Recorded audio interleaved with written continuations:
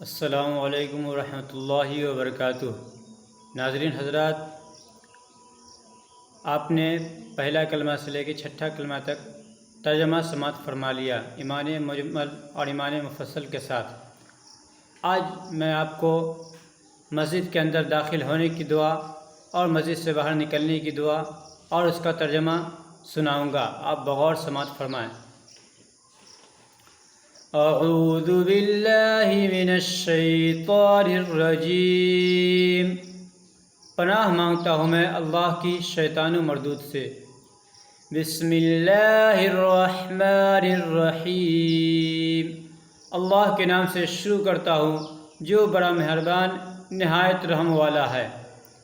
مسجد کے اندر داخل ہونے کی دعا۔